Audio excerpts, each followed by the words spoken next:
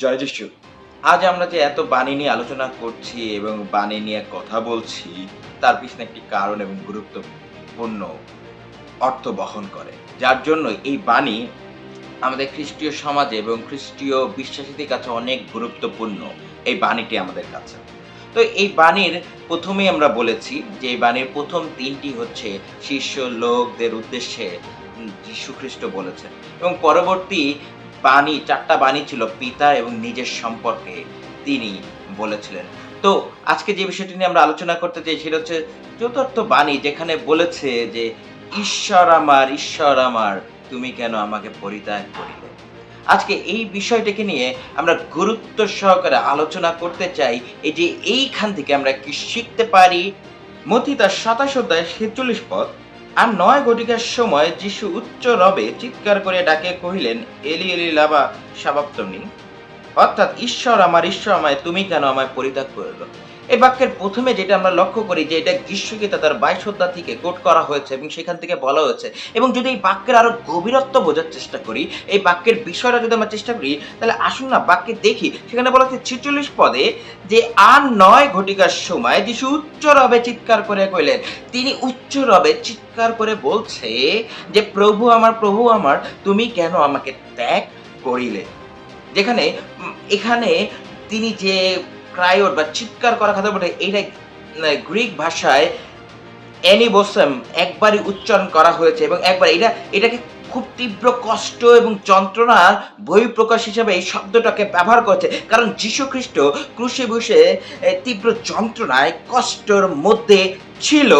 আপনারা ভাবতে পারেন এই কষ্ট তো শারীরিক কষ্ট, কারণ তার গায়ে অনেক আঘাত করা হয়েছে, তার মাথায় মুকুট দেওয়া হয়েছে, তাকে মারা হয়েছে, তাকে অনেক দূর চলে আসা লাগছে। যদি আপনি ভাবেন এই কষ্ট শুধু, না, কারণ এই কষ্ট না, কারণ তিনি যে কষ্টের মধ্যে দিয়ে যাচ্ছেন সেটা হচ্ছে আধ্যাত্মিক কষ্ট।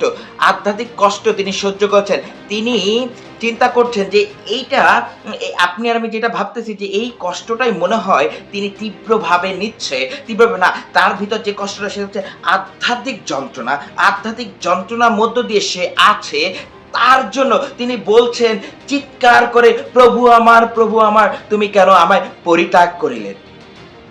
সে দোষারোপ করেনি। সে দোষারোপ করে নাই, জিহুদা কেন আমার সাথে বিশ্বাসঘাতকতা করলো? সে পিতরকে বলেনি, পিতর কেন আমাকে অস্বীকার করলো? তিনি বলে নাই যে কেন আজকে আমার সমস্ত শিষ্যরা পালিয়ে গিয়েছে? তিনি এটা বলেননি। কিন্তু তিনি বলছেন যে, "প্রভু, তুমি কেন আমাকে ত্যাগ করলে? তুমি কেন আমাকে ছেড়ে গেলে? তোমাকে তো আমার পাশে দরকার ছিল, কিন্তু তুমি কেন আমাকে ছেড়ে গেলে?" আজকে প্রভু তাই তো চিৎকার করে বলছে, "এলি এলি লামা সাবাক্তনি?" ঈশ্বর আমায়, তুমি কেন আমায় ত্যাগ করিলে? কেন পিতা তাকে আজকে ছেড়ে দিয়েছে? আজকে যিশু পাপী হয়েছে, তার জন্য ঈশ্বর, আমাদের পিতা, যিশুকে ছেড়ে গিয়েছেন। যিশু একজন অপরাধী ছিলেন, পাপী হয়ে গিয়েছেন শুধু আপনার আমার জন্য। আপনার আমার পাপ সমস্ত কিছু যিশুর কাঁধের উপরে পড়েছে, যিশুর মধ্যে পড়েছে। তার জন্য আজকে পিতা যিশুকে ছেড়ে দিয়েছে। পিতার সমস্ত নজর যা যিশুর উপরে ছিল, যিশুর উপরে হাত রেখেছিল যে আশীর্বাদে, সমস্ত কিছু সরে গিয়েছে। কারণ একটাই, কারণ তিনি আমাদের সমস্ত পাপ নিয়েছেন। তার জন্য আজকে পিতা তাকে ছেড়ে দিয়েছে। আজকে পিতা পরিত্যাগ করেছে, কারণ আর যিশুর কাছে থাকা যাচ্ছে না, কারণ যিশু পাপী হয়ে গিয়েছে। সেই যিশু যে পিতার ক্রোধের পানপত্র ছিল, সেই পানপত্র তিনি খেয়ে নিয়েছেন, তিনি পান করেছেন। তার জন্য আজকে পিতা তার সাথে নেই। আজকে পিতা তাকে ছেড়ে দিয়েছে, কারণ পিতা কখনো পাপের মধ্যে থাকতে পারে না, পিতা কখনো পাপের মধ্যে বাস করতে পারে না, কারণ তিনি পবিত্র। আজকে যিশু আপনার আমার জন্য পাপী হয়েছেন। তাই তো আজকে প্রভুকে, যিশুকে পিতা ছেড়ে চলে গিয়েছে। আচ্ছা, এক অদ্ভুত ট্রানজেকশন দেখা যাচ্ছে ক্রুশের উপরে। আধ্যাত্মিকের ট্রানজেকশন, যেটা আপনার আমার সাধারণ চোখ সেটা দেখতে পারে না। যিশু তিনি সমস্ত কিছু, তিনি সমস্ত পাপ আমাদের উপরে যা ছিল, এই পৃথিবীর সমস্ত মানুষের পাপ তিনি বহন করলেন। যার কারণে ওই পাপের কারণে যত ক্রোধ, অভিশাপ ছিল আমাদের উপরে ঈশ্বরের তরফ থেকে সমস্ত কিছু একা যিশু বহন করতেছে। এক আধ্যাত্মিক কষ্ট যন্ত্রণার মধ্য দিয়ে সে যাচ্ছে। তখনই সে অনুভব করলো, আমি যখন পাপী হয়ে গেছি, যখন আপনাকে আমাকে ধার্মিক করেছে, তখন সে পাপে পরিণত হয়েছে এবং পাপী হওয়ার কারণে তার পিতার সাথে একটা দূরত্ব তৈরি হয়েছে। তার জন্য তিনি চিৎকার করে বলছে, ঈশ্বর আমায় তুমি কেন আমাকে পরিত্যাগ করলে? তিনি আপনার আমার জন্য পিতার সাথে তাদের সম্পর্ক ভেঙে গেছে। তাদের কাছ থেকে সেই উপস্থিতি চলে গেছে। তাই তো বলেছে, ঈশ্বর আমার, তুমি কেন আমার পরিত্যাগ করিলে?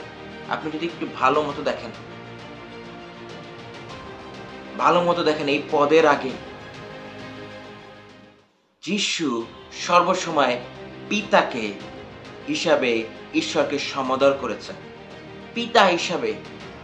কিন্তু আজকে সে পিতা হবার অধিকারও হারিয়েছেন।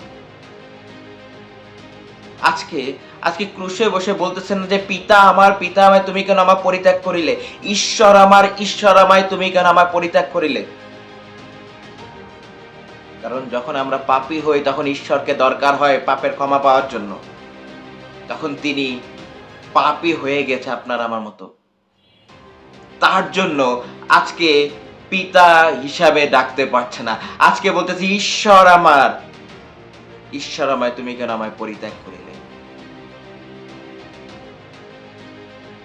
যে যিশুর জন্য আমরা জানতে পেরেছি যে ঈশ্বর আমাদের পিতা হয়, আজকে সেই যিশু পিতাকে ঈশ্বর বলে সম্বোধন করছে। কারণ এখন সে পাপী, তার ভিতর পাপ বিদ্যমান। তাই সম্বোধন করছে, ঈশ্বর আমায় তুমি কেন আমায় পরিত্যাগ করিলে? শুধু আপনার আমার জন্য তাদের অনন্তকালীন সম্পর্ক নষ্ট হয়েছে। শুধু আপনাকে আমাকে বাঁচানোর জন্য। তার জন্য তো আমরা যখন যিশুকে বিশ্বাস করি তখন আমরা ধার্মিক গণিত হই, পরিত্রাণ পাই।